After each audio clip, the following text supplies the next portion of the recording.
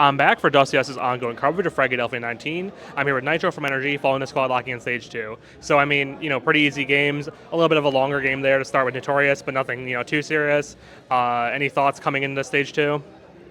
Um, Not really. We just need to just keep focusing on our own game and talking about the games and stuff and like how we want to approach it and nothing really like that much. Like it's not that much like intricacies. It's just like mainly just focusing on ourselves and because we don't know a lot of the opponents here because we don't really scrim that many other teams here. We scrim like the guys we played today actually, but we are just focusing on ourselves because like Zotic especially is like new to competitive and or not new but coming back and he's like we're teaching him all these things and stuff. So at the end of the day, it's not like if we were to prep against any of these teams that would really matter because we just need to keep focusing on ourselves. And you mentioned Zotic there, and of course in the offseason, Energy added Carson and Zotic. And a big storyline with this is these two guys have been sort of called up. Carson was a journeyman player in NA. Zotic took an extended break from competition. To start, how did Energy come up with this decision? Because it came completely out of left field for a lot of people to pick up these two players.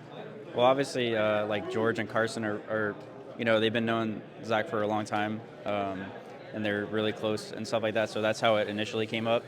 And obviously, Zotic has been plugging a lot and grinding the game. And he wasn't really like necessarily looking to come back in the competition because of his like job and all that stuff. But I think everyone just started talking to him. We liked him a lot, and it just kind of came into fruition in that sense. And I mean, he's actually like incredible at the game. And I mean, I played against him in 2016 when he was on like Splice and I think even COG Academy. So he's been around. He understands the game at a high level. It's just more about understanding like the current meta, and which obviously I have experience with coming from like Valorant and stuff. So I can help a lot in that aspect of him coming back, and then also just kind of like the more nuanced stuff of like learning grenades, and in terms of like reactions, protocols, like all those things, he already understands that. It's just a matter of like how we want to do it as a team and more of the micro sense of it.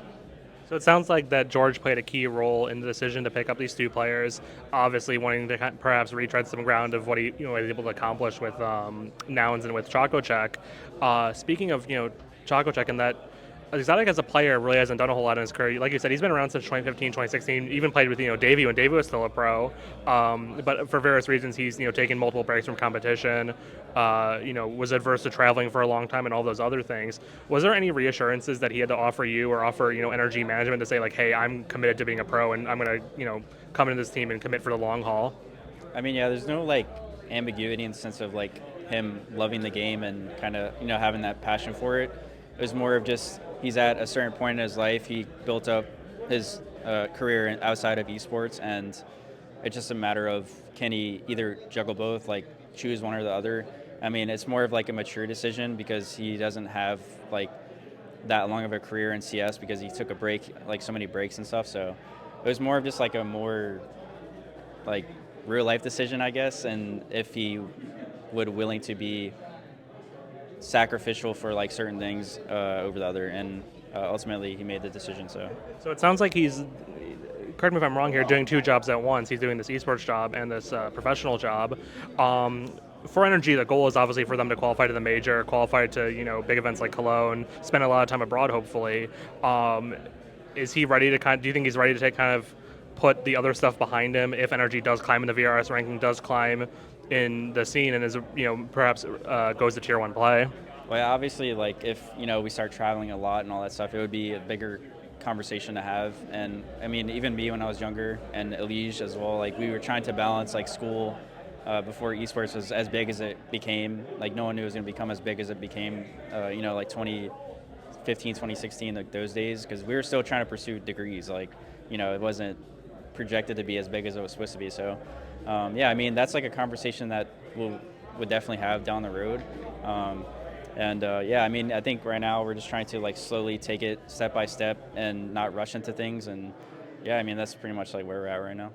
And we've always talked about, how important it is for NA players to get LAN experience, but perhaps even more so for him, because this is, in fact, his first LAN for so many years. Was that a big consideration to go to Frag, to get him to take off the training wheels to kind of, go to Canada, play a Frag, play against NA teams before perhaps, needing to go to Europe for a blast or anything like that? I mean, yeah, for sure. It's obviously good to come into a smaller kind of land. Like he knows a lot of people here from online and stuff. So it's definitely nice to like go into a smaller kind of event, and as opposed to like a Dallas or like a major or like and especially since he's a bit older now, he's 24, and he's definitely obviously more mature than he was when he was on like Splice and COG Academy. So I think that also has a big effect on it, in terms of like nerves and like just understanding of like the social part of things. And so yeah, I mean, this is definitely a really good event to just start at, in my opinion, and definitely having a lot of people he knows here to just talk to and that he's talked to online over the years. So yeah, it's been good so far.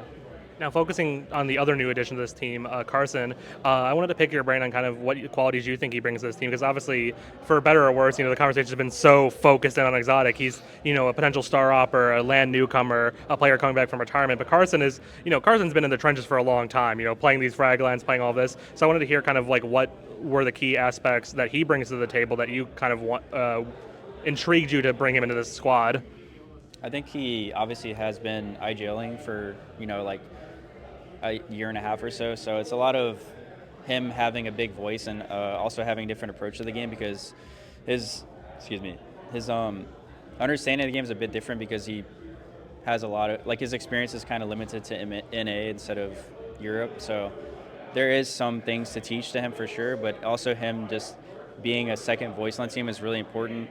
And obviously he doesn't. He's like super fearless. He'll just run in and be like super selfless for us and sacrificial and stuff. So he definitely has a lot of great qualities as a player, and he has a pretty big personality. So that's nice for us as well. So having the camaraderie of 5 people on the team is very important, especially nowadays in Counter Strike, and considering how much you are together. So it's been great having him, and obviously having someone who knows like a lot of grenades, because when you're in IGL you have to know a lot of nades and stuff. So it's like a bunch of little things that just make him a good player to have on the team. Now, looking towards stage 2, I think it's kind of where the competition really begins for a team like Energy. You're going to potentially be facing off against teams like, a mix of European teams, some of the Brazilians here, potentially even another, top NA team. How are you feeling about that, as the first real trial by fire for this new Energy roster? It's like I said, like it's a good event to have. This competition now. We're not facing like freaking Falcons and like like Vitality. So it is definitely good to kind of, especially since it is on land, have that kind of kickstart for 2 new guys and us as a team. Losing 40% of the team is no joke. There's a lot to go over. Like we could talk about Counter Strike literally all day and still not be like confident in like some maps here and there. So we're just trying to really just figure out like what the best approach has been to making sure we have success in the short term, and in terms of like building our foundation on both T and CT sides, and adding which strats would be more like simplistic, but also at the same time be a bit minimalistic in our approach to the game, so it's easier to remember things. Because if you don't have structure, it's going to be very chaotic, especially with people who haven't been playing together for like long at all. So yeah, it's been a grind for sure, but I'm happy with where we are right now. And then final question for you. After dropping out of the major, I believe we asked you, or HLTV asked you, like what comes next, and you weren't really sure, like what Energy needed to do to kind of come out of that rut of Dallas and Austin. Do you think this gamble is kind of the way forward for this team? Do you think this could be the one that kind of allows Energy to finally break through? I mean, there's no telling, because there, at the end of the day, is a lot of question marks with us still. Like we don't really know how Zotic is going to be like in 2 months. He could be the best player in the world. He could be, not where he wants to be, for example. Also a Carson. So we're again just trying to take it match by match and just really trying to like make sure we feel the progression as a team, and just keep having the conversations, whether it's tough or not, to keep moving forward. And as long as we're feeling the progression as a team, then and we don't stalemate, then we should eventually get to where we want to be. All right, that's nitr0 from Energy, whom we will see tomorrow in stage 2. Thank you so much for your time.